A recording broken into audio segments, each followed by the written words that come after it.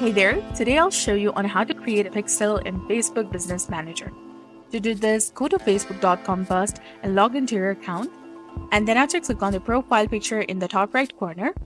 After that, click on Settings and Privacy. And from here, click on Settings. You need to go ahead and log into Meta Business Suite as well.